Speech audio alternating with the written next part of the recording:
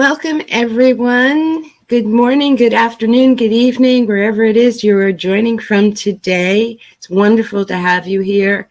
And I'm honored to be part of DrupalCon Europe. This is my first time speaking at DrupalCon Europe, but I have been part of the Drupal community for over a decade and have spoken at other Drupal events. I'm very happy to be here today. Our session is Building a Mindset for Technical Leadership, and my name is Dori Kellner. Leadership is more about being than doing. Leadership is more about being than doing. Have you noticed that we have lost focus on the human experience in the workplace?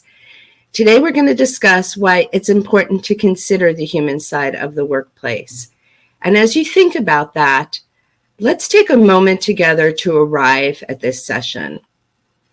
So come into a comfortable seat and begin to notice your mood, your energy level. Letting go of what you were just doing and arriving into this very moment. Notice how you're feeling in your body,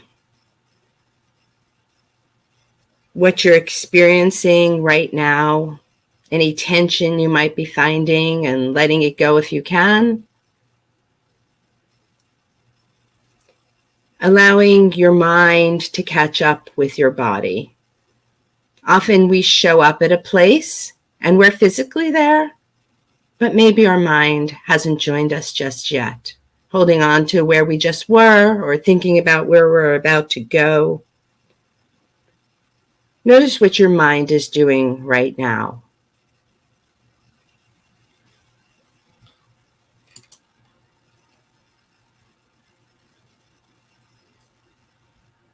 And what are you experiencing right now in your heart? What are you experiencing emotionally? Your general mood or some specific feelings? Think about one attitude that you'd like to bring into this moment, into this session.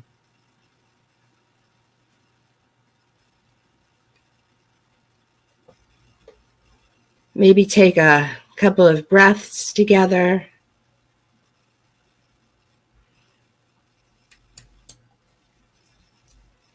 Recent studies have shown that since the start of the pandemic, we're working longer days and holding more meetings and sending more emails. Primarily, this is due to blurred schedules and boundaries between our home and work life. And when our employees feel burned out and stressed, we see a drop in productivity, engagement, and loyalty.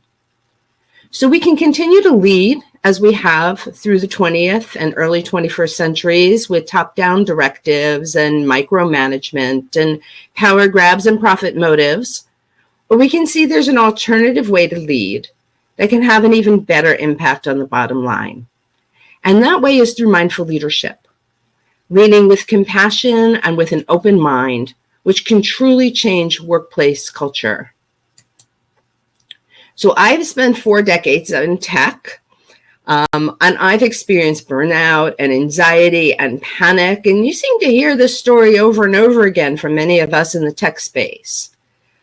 I worked in a culture that didn't place a priority on the employee or see any value in being human. So I searched for a better way to navigate life and its stressors, and I transitioned my work from designing Drupal websites to teaching and facilitating mindfulness. The world is really chaotic right now, and we're in the midst of a mental health crisis. So today I'm going to share how mindful leadership can assist you in being a more resilient leader and one who fosters connection and compassion and meaning in the workplace. Because workplace culture doesn't magically change just because you change directives. It changes when you understand yourself relative to other people. And you can change the way that you experience your role as a leader. So we're going to talk about some key leadership qualities and the brain systems that support them. And then we're going to discuss skills and mindfulness practices that can help you to affect change in yourself which ultimately will benefit those who work with you. So what we're going to discuss today is tied to science, evidence, and research-based practices. And I ask that you remain open to what you hear today. Put down your mobile and other work, turn off your notifications, and let's use the chat extensively with each other as we go through the session. This will allow us to connect. This is an experiential session, and you will have the opportunity to try each of the practices that I discuss. So how many of you already have a perception of me from my introduction? It's normal for your brain to label the information that's coming at you. Your perception and behavior are guided by what we call mental models. A mental model is a framework that consists of your underlying assumptions, and these assumptions come from socialization, from your own values and beliefs, from education, and from your life experience. And you use this to organize information and understand the world. So these beliefs and expectations limit your ability to be in relationship with those around you because you expect other people to fit in the labels that you're assigning to them. And you build these models over your lifetime, and you need to be able to recognize when you need to let them go. Your mental models become these patterns that you repeat over and over again, and often they become barriers to change and acceptance. And therefore, they limit your ability to be a leader.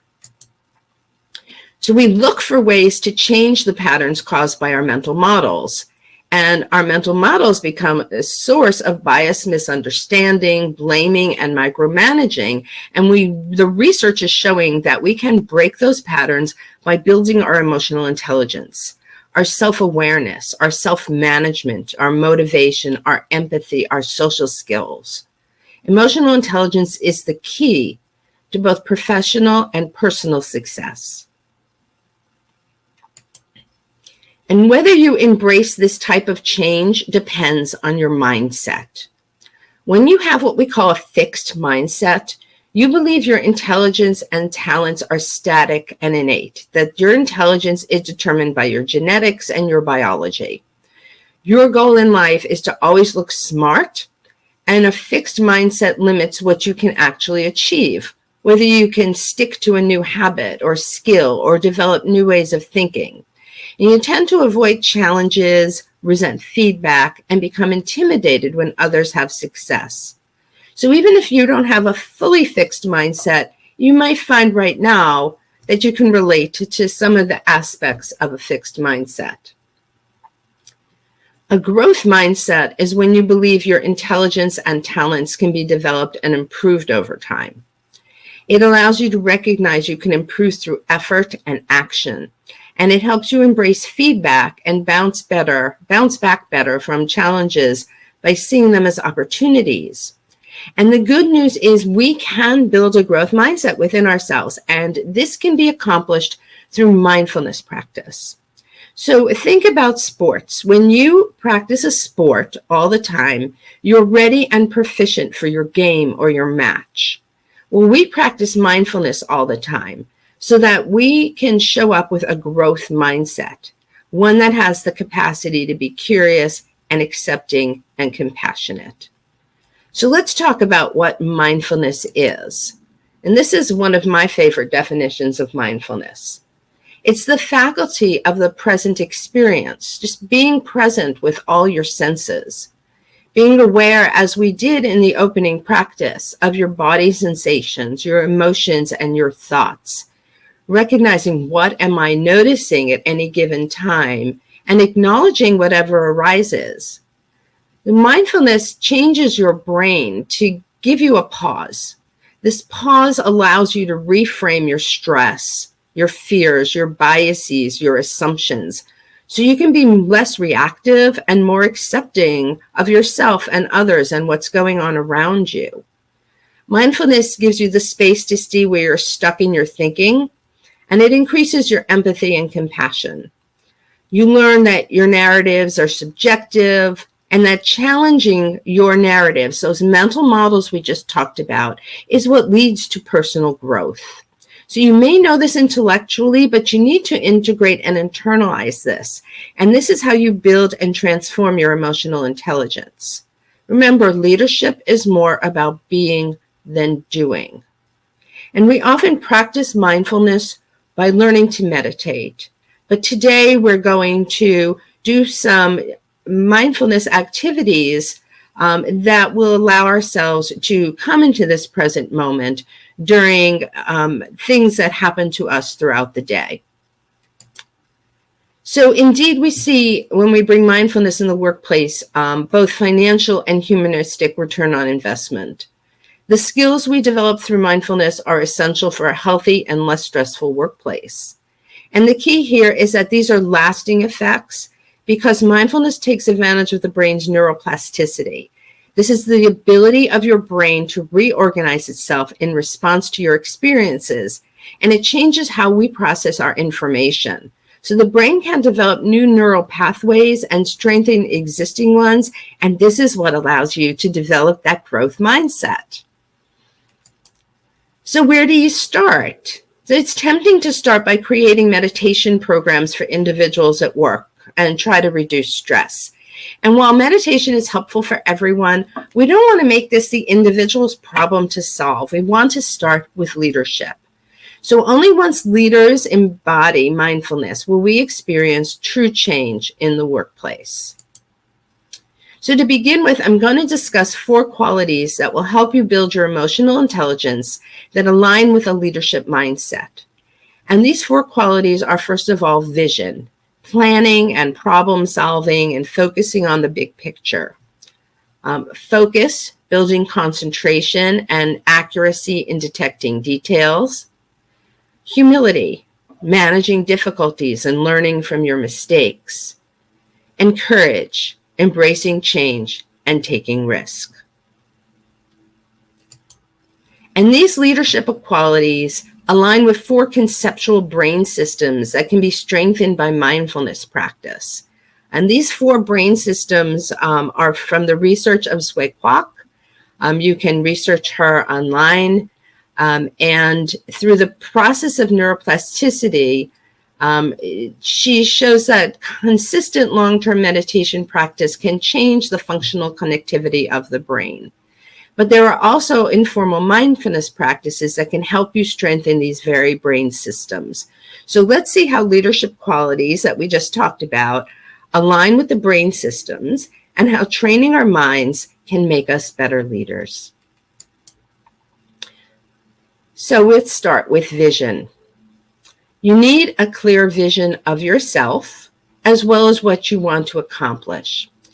And the greatest challenge to achieving your vision is your innate reactivity. When you are reactive to everything that goes on around you, you go into this autopilot mode and you get hijacked by your emotions. You tend to become very task-oriented without thinking about how all the tasks fit into the vision. So when we practice emotional awareness, it allows you to connect with your emotional triggers, and it helps you to pause and evaluate your response patterns and your mental models. So emotional awareness helps you notice when you have negative emotions, particularly those stemming from unconscious bias. And it also allows you to build resilience and keeps you from letting your emotions dictate your behavior. So resilience is a human ability to recover quickly from disruptive change or failure without feeling overwhelmed.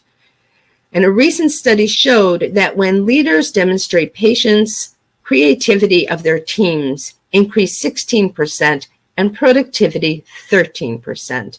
So building resilience to stay in line with your vision allows you to better relate to your team's needs. So you build your resilience by taking control where it's possible, accepting where it's not, and reframing challenges for opportunities for growth.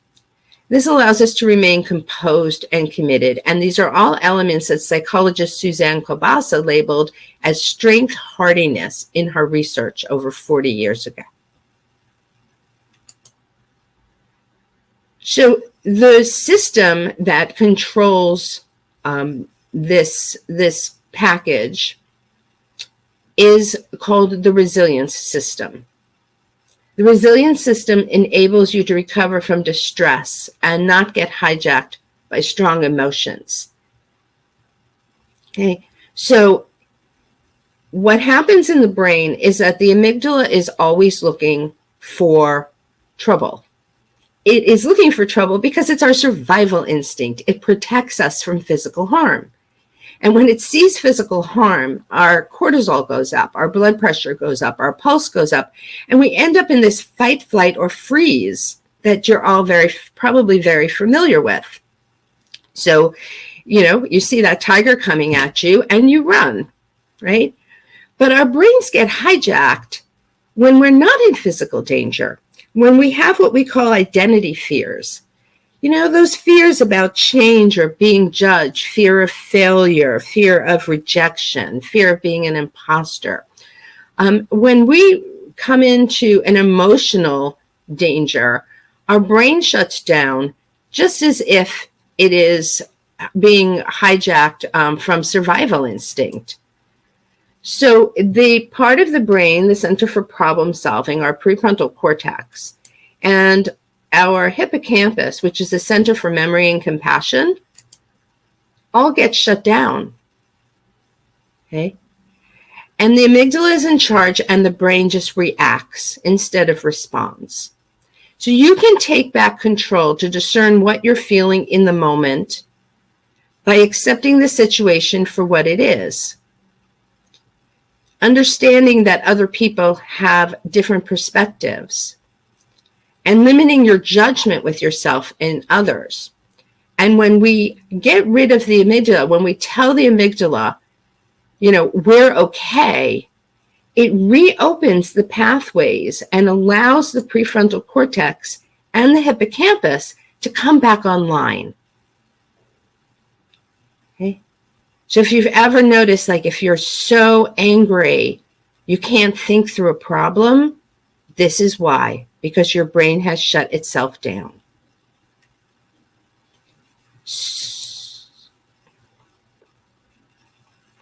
So now we have opened the pathways to the brain.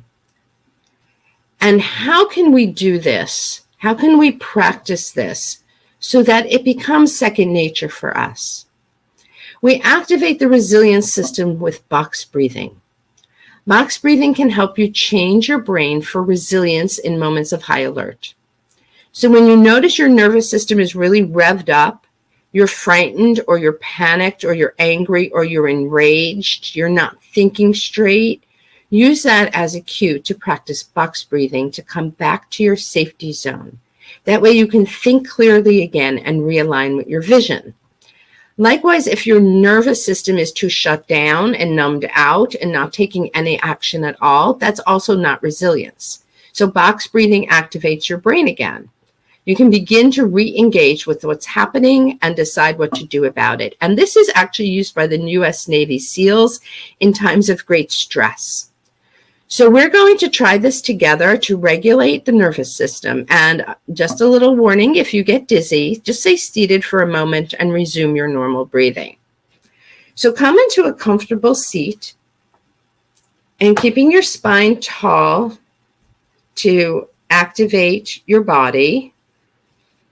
We're going to try this by counting at 4 for each part of the breath, the in-breath, a pause, the out-breath, and a pause. So we're going to breathe in to 4 counts, pause for 4 counts, breathe out for 4 counts, and pause for 4 counts, and I'll guide you in this. So taking an exhale to begin, and inhale, 2, 3, 4. Pause, 2, 3, 4. Exhale, 2, 3, 4. Pause, 2, 3, 4. Breathe in, 2, 3, 4. Pause, 2, 3, 4. Breathe out. 2, 3, 4. Pause. 2, 3, 4. Breathe in. 2, 3, 4. Pause. 2, 3, 4. Breathe out. 2, 3, 4. And pause. 2, 3, 4. I'm going to give everyone a moment to transition back to your regular breathing.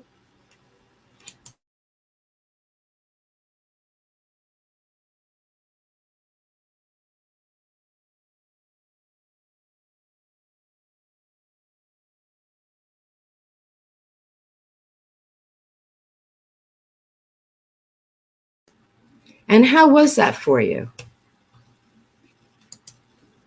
Use the chat to tell us what you notice, what you feel from practicing the box breathing. So while we're chatting on the box breathing, I'm going to move on to focus. Our ability to focus is essential for getting things done and getting them done right. But our minds experience constant chatter. Our minds always wander. We look to the past and say, why did I say that? Why did I do that? You look to the future and worry about what if I don't make the right decision? What if something goes wrong? And multitasking also adds to this kind of stress. So the skill we want to build is concentration.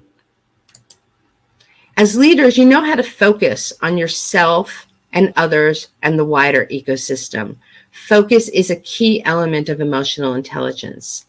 It provides direction by allowing you to be in touch with what's happening both internally and externally. So did you ever drive somewhere and then totally not remember how you got there? Or maybe you're in a conversation and forgot what was said, or you meet someone and immediately forget their name. Successful leaders know how to focus their attention and direct it where it can bring the greatest benefit. Strengthening this system corresponds to deeper concentration, longer attention span, increased accuracy in remembering details. And a study from Harvard shows that our minds wander 47% of the time. So while we can't stop it, we can learn how to bring our focus back to the present moment and get stuff done. So strengthening the intention system improves concentration and helps you decide where it's best to focus at any given moment. It reorients your attention when you're distracted. It helps you notice when something is off, not quite right. It helps you control your mind wandering. It helps you move out of habitual actions and see things as if it's the first time you're looking at them. So if you have a repetitive job, this helps you to discount that habitual view of things and be more sensitized. And you end up not focusing on things that create more anxiety because your amygdala is giving you all this reactive attention. So we want to go past that. When we strengthen the system, we reduce the amygdala reactivity, our mind wandering, and we improve sustained attention, deeper concentration, and accuracy. So when your mind wanders, this is your default mode network activating. This is part of your brain. And we're going to do a practice right now that allows you to bring your awareness back and focus your attention. So each time we breathe, we start to notice that our minds start to wander off. We're going to bring the attention back to the breath each time without any judgment or criticism of ourselves. And this is what's going to build those neural pathways we just talked about, where we open the prefrontal cortex and the hippocampus by doing this practice over and over again, just as if we were doing a sport, okay? So we're going to start by coming back into that dignified posture, sitting with your feet flat on the floor, your spine tall. We're going to start taking 2 cleansing breaths. An easy breath in and a longer exhale. Another easy breath in and a longer exhale. And if you like, you can close your eyes or lower your gaze. Notice what's coming up for you right now in your mind, in your body, in your emotions. Maybe some excitement, maybe some skepticism. Now let that recede into the background and bring your focus to your breath. Not changing your breath in any way, just noticing the quality of your breath. Maybe you feel it in the rise and fall of your belly or your chest. Maybe you feel the air coming in and out from your nostrils.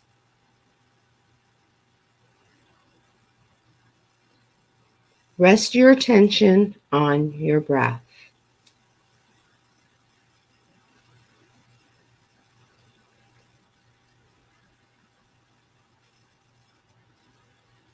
And now notice if you start to lose focus and your mind wanders off.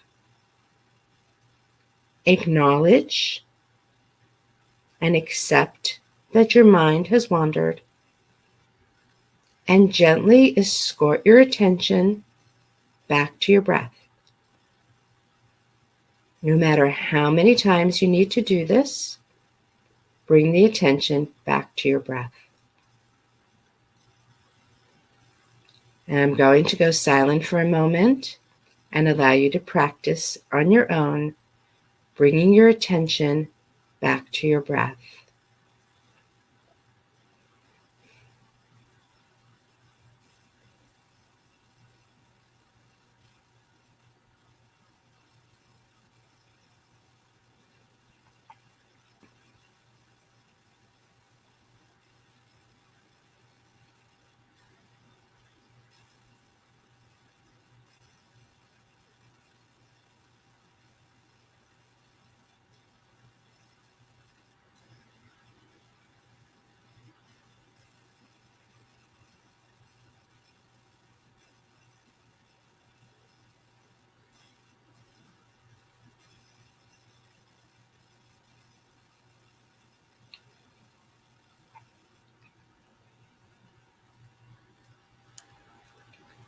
So when you're ready, take 2 breaths again with that easy inhale and the longer exhale.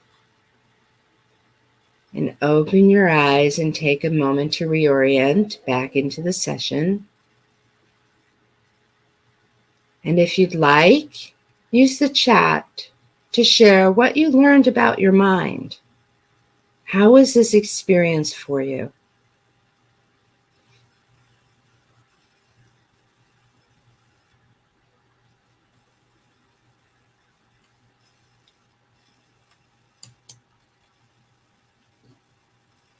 Now we're going to move on to the quality of humility. Humility is about knowing what you don't know, or being okay making a mistake, or asking for help and having the authenticity and the confidence to put it all out there. But we all fear looking inadequate. This inadequacy often manifests itself as self-criticism. But truly, self-criticism often comes from a voice from the past. It might have been a parent or a teacher. It might have been a boss. It might have been just an offhand remark from a friend. These voices become part of your identity, becomes part of your mental model. And research shows that practicing self-compassion and gratitude not only makes you more resilient, but builds your empathy for yourself and others. Empathy is a key element of emotional intelligence that allows you to connect to the pain of others, what other people are going through in their personal lives that might impact them at work. Empathy makes you more relatable and approachable. It sets an example for others, and it creates a more humanistic work environment. It builds morale, productivity, and loyalty. Negative emotions often arise from your learned mental models, and they can result in intuition that isn't truly aligned with your values of fairness and equity. So good leaders know they can't let their emotions get the best of them, and the research shows that we can build empathy and connectedness by practicing self-compassion and gratitude. So connections make your life more joyful and uplifting. And you can transform your own stress when you seek and give social support in times of challenge. You can be a better leader when you bring people together. So strengthening the connection system of the brain builds a sense of feeling connected, seeing people as human beings and seeing their stories, feeling other people's emotions, being sensitive to the pain of others and expressing altruism, being attuned to the experience of others. And in turn, this gives us an increased feeling of well-being. So to activate the connection system, we cultivate compassion. So for this practice, I'm going to give you something to think about, and then we're going to practice giving and cultivating compassion. So again, coming into a more comfortable seat, imagine a good friend coming through the door. Or maybe somebody who's been a role model in your life. This person to bring to mind is someone who's been unconditionally loving, generous, or wise. It can even be a family pet. They're really good at giving unconditional love. So think about their loving qualities and the kindness that it brings to you. And if you'd like, you can close your eyes. And notice the feelings that come up, the warmth that arises. Maybe you feel this in your heart, and you can even put a hand on your heart to connect to it. Notice these feelings of unconditional love and kindness. Don't try to force it. Just notice how you feel.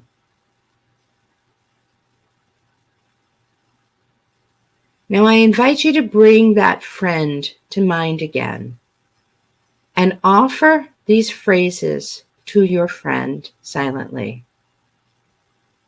May you be happy.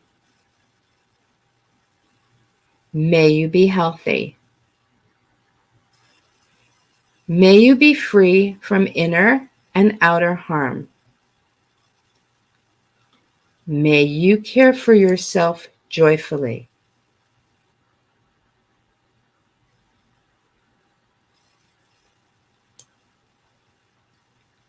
Now bring yourself to mind. Think about your own good qualities.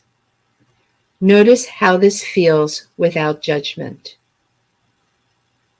Offer yourself the loving kindness phrases. Use these feelings in your heart of unconditional love to anchor your body. And if you notice any resistance or tightness, just notice with curiosity and return to the practice.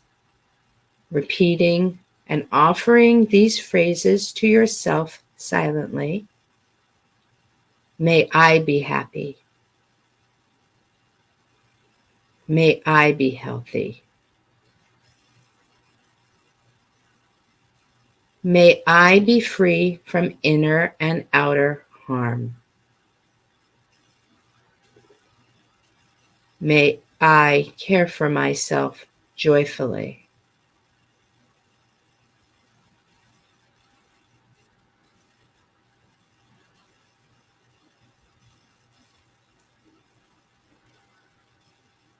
Now, if your eyes were closed, you can open them and you might share your experience. Maybe you're experiencing the benefits of oxytocin, which reduces the level of cortisol in your brain and activates the part of your brain responsible for compassion, the hippocampus. So feel free to chat your findings. And our final way of building our emotional intelligence is through courage. Courage is a leadership quality that allows us to overcome our fears. Our identity fears are things like fear of change or being judged or rejection or imposter syndrome. We talked about these a little earlier when we talked about the hippocampus getting activated by them. And we hesitate to make decisions when we have fear. Okay? We don't need to necessarily react to our fears immediately. This is how you give away your power. A reactive leader stays on autopilot. They make knee-jerk decisions based on their mental models, their old habits, and their limited information. So basically, they're stuck in their fear. So rather than react, it's time to find an appropriate response, one that embraces a growth mindset and is accepting of new realities. So responsive leaders know when to gather new information from many sources to make more informed, intentional decisions. And this gives you the ability to be more flexible, to move in new directions, to engage others, and to be more effective by making wiser decisions. And the meta-awareness system of the brain provides the awareness of being aware. You become aware of these narratives and see how your mental models impact your reactions. You can see how your narratives may hurt others, and you begin to see how others have their own mental models and narratives. It's exciting to see that we're all quite different based on our past experiences. So strengthening this system improves your ability to see and detach from your stories and patterns. It allows you to free yourself from your mental models, and by being more responsive, you're less reactive and therefore less impulsive. So the stop practice is what helps you notice what's going on within and around you in times of crisis. So if you imagine yourself with a critical deadline and you're just informed that a component of the system isn't going to be ready. So instead of allowing your emotions to hijack you, you start by slowing down and disengaging. That's the essence stop. The T is take a few breaths. You can even practice this now, that easy inhale and the longer exhale. Now you get to observe what's happening within and around you. Remember that original practice that we started with? What do we feel? What do we see? What's in our bodies? What's in our minds? What's in our hearts? Even scanning the body for some tension, noticing what's around you in the room, reconnecting your brain and turning on the prefrontal cortex without judgment, guiding your thoughts to become in tune with the moment so you can provide an appropriate response aligned with the context of the situation. And I want to just let you know that this doesn't mean you still have to respond immediately. Sometimes that appropriate response can take a few minutes, a few hours, a few days, a few months. But by feeling into your body, noticing what's going on, this gives you the opportunity to respond rather than to react. So in summary, we discussed the interplay of your mental models with your mindset. We addressed the 4 leadership qualities of vision, focus, humility, and courage, and their associated conceptual brain systems that can strengthen your emotional intelligence and the mindfulness practices that build each one. The resilience system builds emotional awareness and enables you to recover from distress and not get hijacked by strong emotions. And we practiced boxed breathing. The attention system builds concentration and enables you to focus on a task while resisting distractions. And we practiced awareness of breath. Connection system builds empathy and enables you to form emotional bonds to see other perspectives and reduce bias, cultivating kindness and awareness.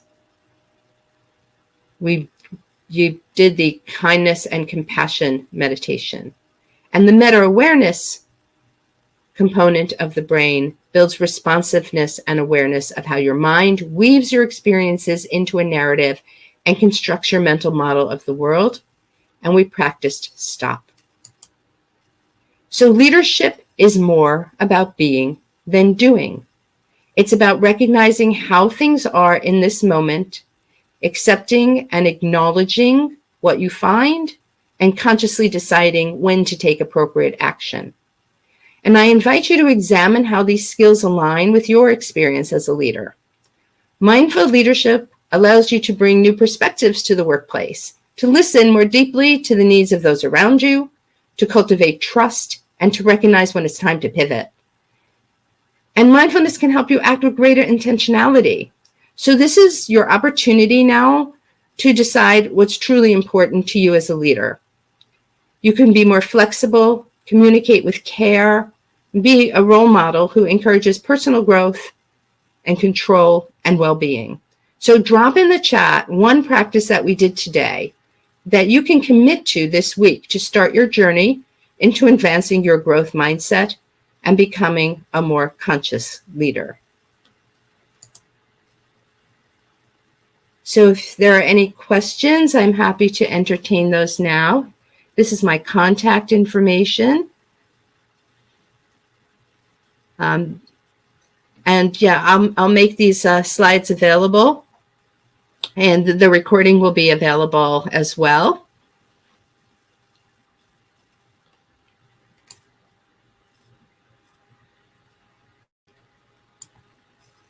So I'll leave this slide up for just another minute or so.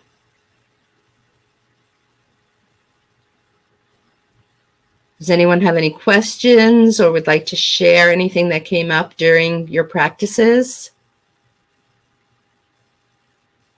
I appreciate the thanks in the chat. I'm grateful to have been with you today.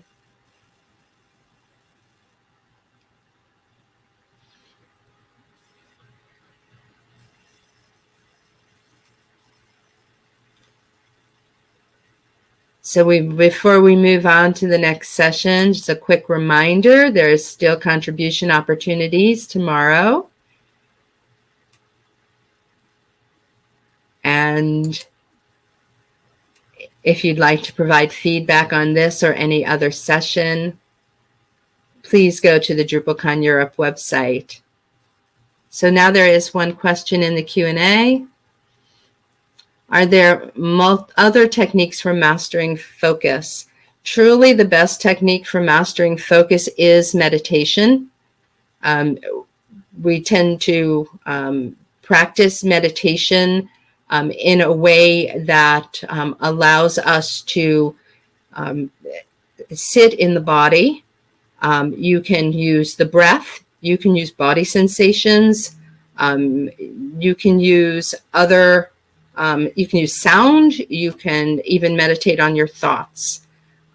There are multiple ways to practice meditation in a secular way as opposed to in a religious way. Secular meditation is often taught through mindfulness-based stress reduction, which is a program that was founded by John Kabat-Zinn about 40 years ago and is taught in a global community worldwide. And that is one of the programs that I am experienced in teaching. So I would say if you're looking to master focus, the best thing to do is some sort of a daily meditation practice. Okay, well, thank you, everyone. I'm so grateful to have joined you today, and enjoy the rest of the conference, what's left of it, and the fun that is coming this evening as well. Have a wonderful rest of your day.